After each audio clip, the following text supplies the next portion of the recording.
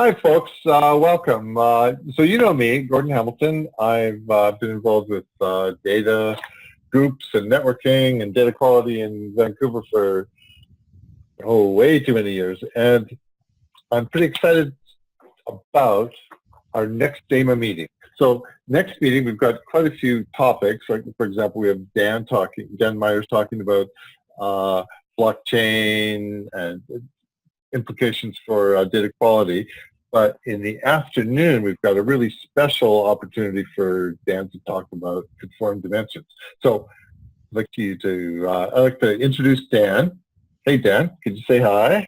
Hey there, Gordon. I really appreciate the invitation to come up. I love the Northwest, and it'll be a fun time. We have a lot of hands-on stuff planned for the afternoon session. Great. And so Dan, while we have you on the line, if you could just maybe for folks who aren't too familiar with it, give a couple sentences about what exactly are the dimensions of data quality, and what does that mean? Well, absolutely, Gordon. I think it's really important that people understand what they are, and if you're coming from a business context, maybe not from a pure data side of things, the dimensions of data quality might be new to you, but they're extremely helpful. What they do is describe the way that you're going to use the data or the quality of that for your purpose. So, for instance, if something's missing, it's incomplete, maybe a row, you don't have all the rows in the data set that you expected, or you don't have all the columns, or the columns aren't populated the way that you expect. That would be what we call completeness. And of course, the word accuracy is so ubiquitously used. I almost prefer correctness as a word that really describes whether or not something's right or wrong. And then, of course, consistency between data sources. So does your billing system have the same records as your policy processing system in an insurance context, or other different architectural situations require that your data be the same in both locations? And so is it consistent? Validity, we all deal with that when we're purchasing something on Amazon or anywhere on the web. When you have the drop down, you can choose what color of the item that you want to pick. And then integrity, you're probably kind of wondering about that. Integrity is about the relationship between two items, and in master detail sort of relationship where you have one event that has many sub-items associated with that event. So maybe you purchase something online, and that one single purchase has multiple items that you bought at that event. And if one or two of those things is missing, you would kind of talk to the integrity aspect of where the data doesn't have its integrity anymore. But these are kind of the high level of what a dimension of data quality is. Sure. So I understand the integrity. I thought for a second you're going to go into morals rather than referential integrity. So I'm glad, because I understand that. So this is what they are. So this is what the dimensions of data quality are, or the top levels. But why would anybody, what do we get out of them if we start using dimensions of data quality? Well, and the question is, and you say, what do you get out of them, is what is the value in this talk this afternoon? So how will my business profit if I'm able to understand these concepts of using the conformed dimensions? And specifically, really, you can identify opportunities for revenue generation. So if we think about data management and how it's changed over the years, a lot of times at the beginning of an organizational life cycle, you might use the governance aspect of improving data quality to reduce cost as your strongest business case for bringing data quality into the organization. But then later on, you're going to oftentimes be looking, that's not enough. Really, you're looking for revenue generation. So a lot of times people are saying, well, how can I use data quality to improve my revenue generation, including creation of new products, tuning and handling machine learning algorithms. So data quality really plays in that space as well. And as you know, I mean, you're consulting with clients, you're talking about how they're leading their organizations for data quality. And oftentimes I'll have discussions with chief data officers around, how can they identify and measure data quality issues within the business processes. So part of it as a data quality professional is working hand in hand with your business partners in the line of business that's developing products, and working with them in order to identify the business problems that are caused by data quality issues and how do you resolve those. So really being able to articulate and identify data quality problems using the conform dimensions will be of extreme value to you if you're able to attend the webinar or attend the afternoon session. That's one of the benefits. The next one I'm sure you're familiar with, having done lots of migrations and dealing with legacy systems of that nature, is really you being a go-to leader to cross boundaries and in order to enable communication across different systems. So everybody has a different vernacular on their data quality. By consolidating the way that you refer to quality aspects using the conform dimensions as a standard method of communicating, you actually can become the leader of that communication, and when people will come to you and say, well, how would you describe this situation? And over time, they begin to use the same language as you, which facilitates a communication and data-driven culture. Right. So, Dan, so just to point to that, so that's both internal across silos and talking to an external organization that you may be wanting to buy some information from or share some of your information with as well? Absolutely. It can work internally, but the kind of the push of the conform dimensions is also to get other companies in either within your industry or other industries to use the conform dimensions as well, to kind of standardize across the board. So let's say, for instance, one week you're doing a migration for a government entity in Vancouver, and then the next month or next year, you're doing another migration for a different government entity. Wouldn't that be nice if both government entities used the same definition of the dimensions of data quality? So that's really the goal, is to get this uplift in all boats float, so to speak, when everybody's speaking and singing off the same song sheet, so to speak. And that's really what you get. And the last one here is you can resolve communication bottlenecks between organizations, both internally within your company, but preventing misunderstandings in a broader field, even say within an industry. Okay, that makes sense. But why the conform dimensions? What's the point?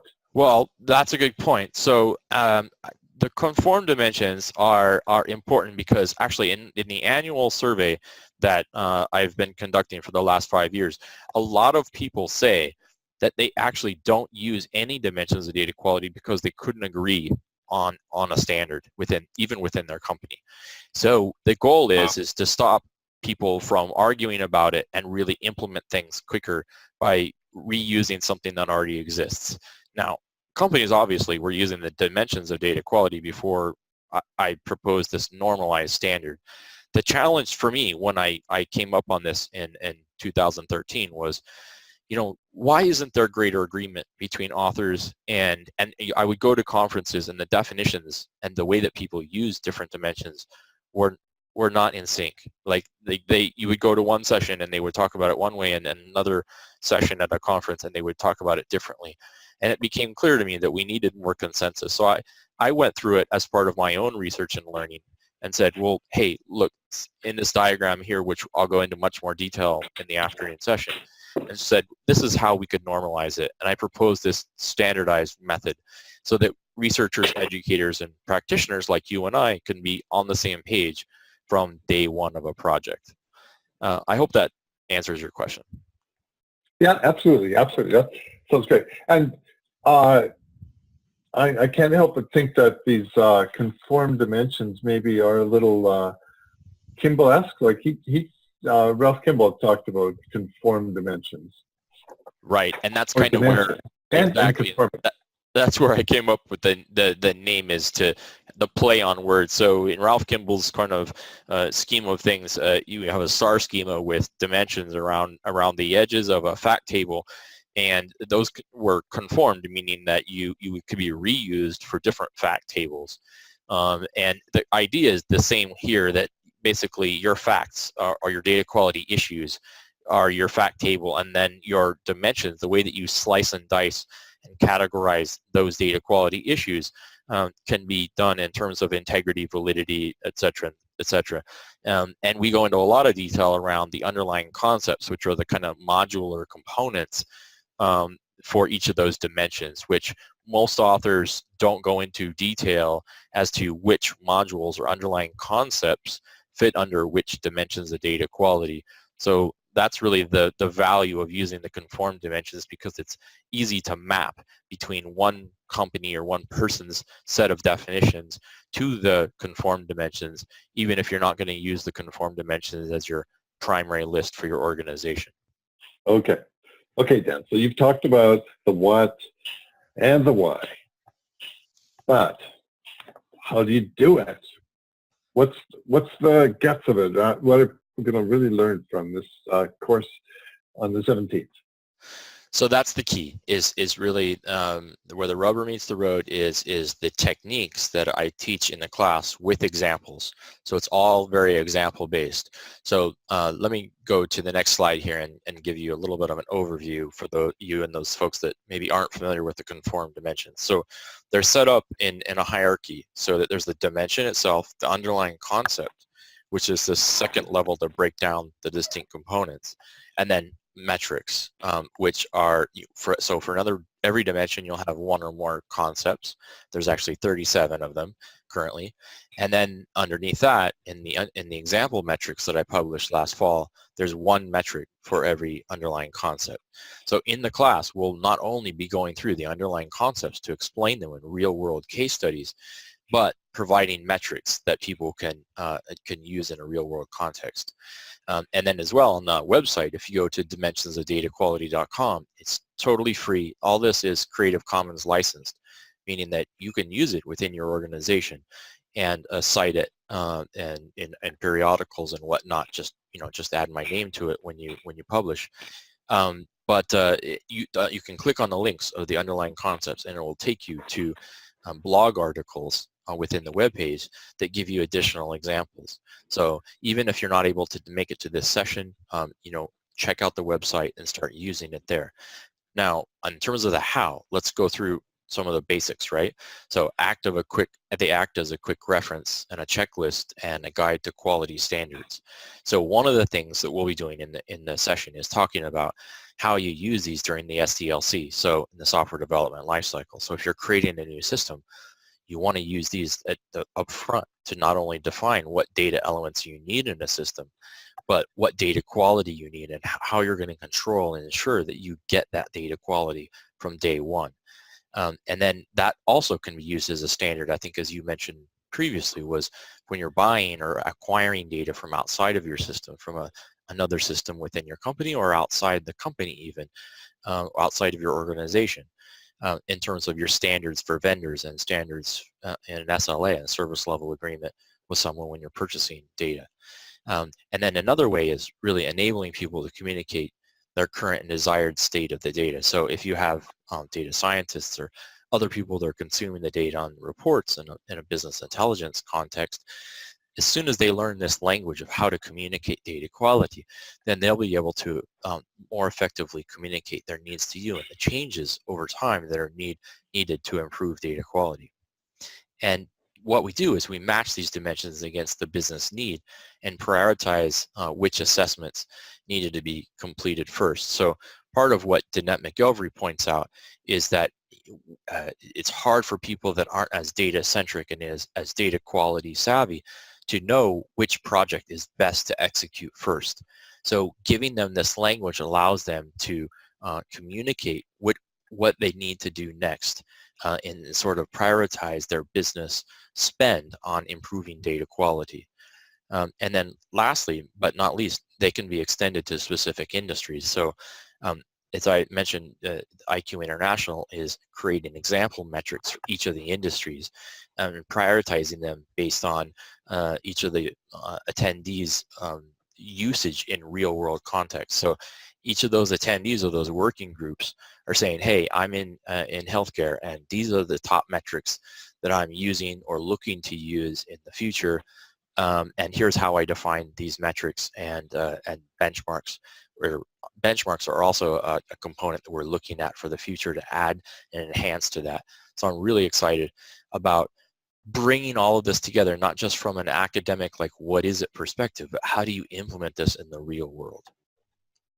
I was just thinking about a couple of places I've helped them develop like bunches of data quality rules, and so you could actually like categorize every one of those data quality rules to one of these conformed dimensions, and you'd be able to pivot on that. You'd be able to see, hey, we're heavily on this, say the looking at the record population, but we don't have any on attributes. Exactly. It seems like a great fit. Right, and like you said, you can pivot, like say maybe certain departments might be that way, right? And that might come for good reasons, and other times it might not. So it really opens eyes as to kind of where you are in this sort of balance between which metrics you're measuring at what places in your organization. And it also gives you a drill path. So like from a business intelligence, like dashboarding perspective, people often wonder, well, how should I aggregate the results of my data quality things? Because sometimes it's too atomic, and the CDO doesn't really want to look at all of that detail, or the CEO doesn't want to look at that detail. He just wants to know, or she just wants to know, how am I in this division in terms of completeness or in business impact? So I drill into number of lost customers. Well, why am I losing those customers? And you drill one level down than that, you want to go into, because their applications weren't complete, because there's incomplete data. And so that's the kind of, when you have this hierarchy, it gives you a consistent drill path down through the levels of aggregation, which it saves thousands of hours in requirements and discussions when you can have this out of the box, and then just tweak it to fit your organization. I'm not saying it's going to fit everyone, but it gives you this solid basis to go forward. Sure. And you can pull it out of the box and then tweak it to fit your enterprise's needs, but you will be conforming across the industry or to other suppliers and vendors even. So this is just fantastic, Dan. I'm sure how nerdy I am here about how excited I am to go to this, but we should probably share with the folks that are listening what they can do to share in our excitement. So on this page here, it has the short URL in case they need to type it in. But I'm guessing that if they're watching this video, there's already a link in the publication that we've sent them to register. And don't worry if they've already registered.